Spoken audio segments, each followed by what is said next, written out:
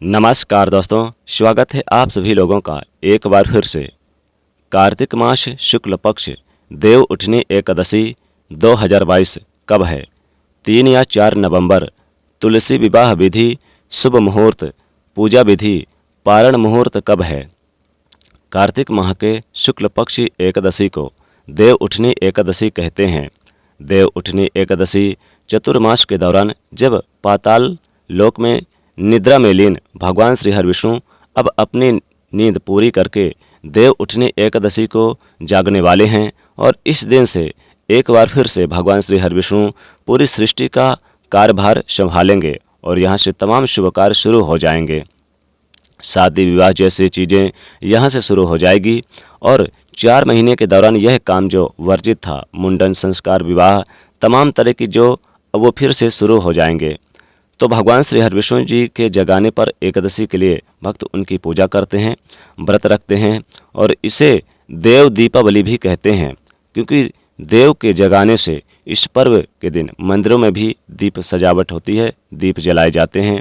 और इस बार देव उठनी एकादशी 4 नवंबर दिन शुक्रवार को मनाई जाएगी, यानी कि साल 2022 की जो देव उठनी एकादशी है 4 नवंबर दिन शुक्रवार को है।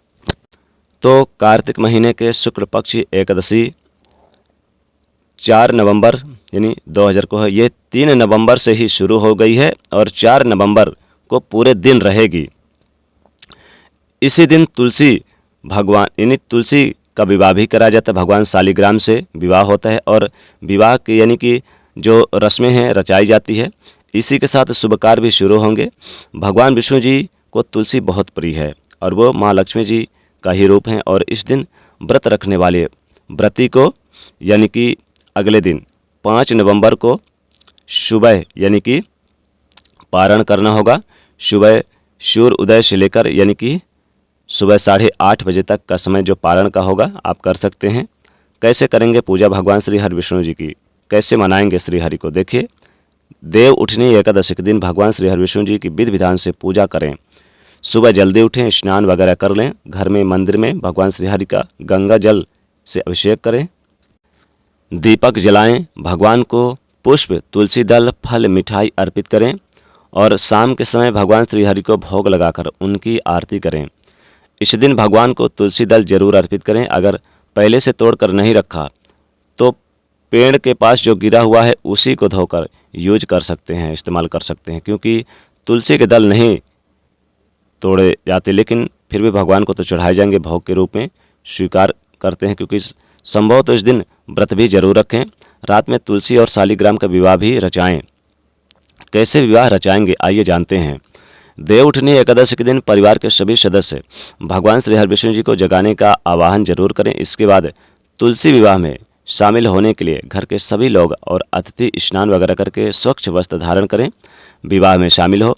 जहां पर आप तुलसी का पौधा रखना चाहते हैं वहां पर पहले यानी कि अच्छे से साफ सफाई कर लें।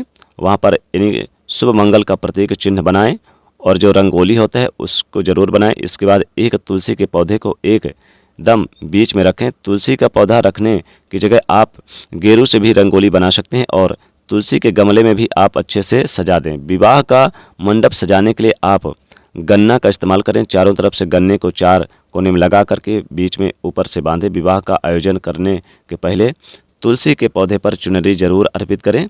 चुनरी नहीं है तो आपके पास जो लाल रंग का छोटा सा कपड़ा ही है उसे कर दें, या फिर लाल रंग का जो धागा है उसे कर दें, जो मौली धागा होता है। और फिर आप चूड़ी, बिंदी वगैरह जो भी वस्तुएं होती है श्रृंगार की तुलसी के पौधे के पास अर्पित कर दें, चढ़ा दें। तुलसी के दाहिने तरफ चौकी पर शालिग्राम भगवान को पीले कपड़े पर विराजमान करें और उनको आप पीले पुष्प अर्पित करें। तुलसी के पौधे के साथ गमले में भगवान शालिग्राम को वहां पर रखें और उन पर दूध से भींगी हुई हल्दी अर्पित करें।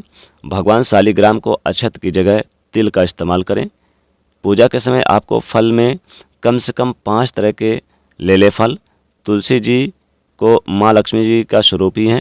फल में जैसे कि इस दिन आप केले ले सकते हैं, सेब ले सकते हैं और अंगूर वगैरह ले सकते हैं। जो भी मिल जाए, मौसमी फल जो भी मिल जाए आप करिए, लेकिन नाशपाती ना चढ़ाइएगा। अब उनकी जब आप पूजा करेंगे तो तुलसी जी की पूजा के समय श्रृंगार की वस्तु के साथ माँ को पसंदीदा वस्तु अर्पित करें। और विवाह के समय शालिग्राम भगवान को पीला वस्त्र और तुलसी जी को लाल वस्त्र या फिर आप चाहें तो कलावा दोनों ही अर्पित कर दें। और दोनों ही कपड़े में या फिर कलावा में 2 गांठ लगा दें। बाद में उठा कर के जो विवाहित महिलाएं हैं वो संभाल कर रख लेंगे।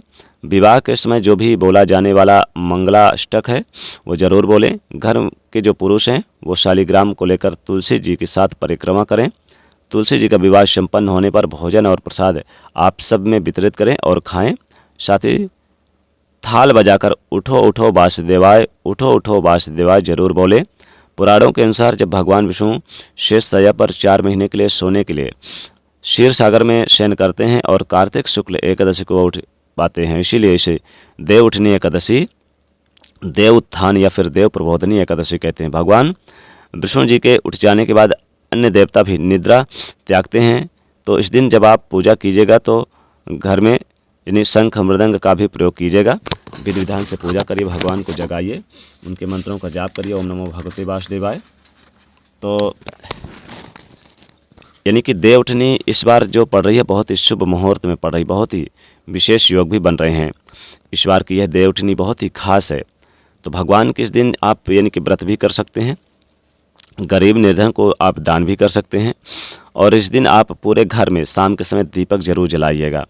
पूरे घर में देव उठनी एकादशी के दिन आप जब तुलसी विवाह कराएंगे तो पूरे घर में आपके दीपक जलना चाहिए। प्रत्येक द्वार पर, प्रत्येक कमरे पर, प्रत्येक यानी कि घर के चौखट पर दीपक जरूर जलाएं। और इस दिन यानी कि संभव हो तो चाहे तो आप यानी कि भोजन वगैरह भी खिला सकते हैं ब्राह्मणों को, यथासंभव दान भी कर सकते हैं अपने सामर्थ्य के अनुसार।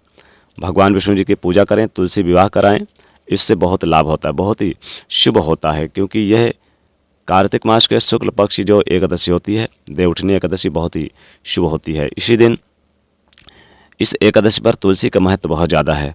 तुलसी विवाह का महत्व है। तुलसी शुभ मुहूर्त में अगर करें तो बहुत ही श्रेष्ठ माना जाता है। इससे माता लक्ष्मी की कृपा बरसती है, भगवान विष्णु जी की कृपा बरसती है। क्योंकि इस दिन अगर भगवान विष्णु और माता लक्ष्मी जी को प्रसन्न कर लिया जाए तो कभी भी धन की कमी नहीं होती है। तो देव उठनी एकादशी के दिन शालिग्राम की यानी साथ तुलसी विवाह भी कराएं।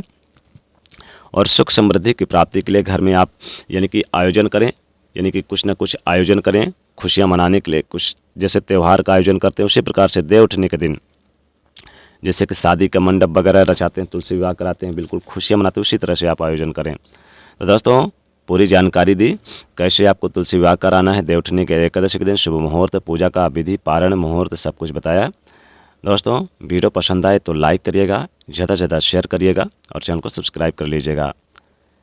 जय भगवान विष्णु, जय माँ लक्ष्मी।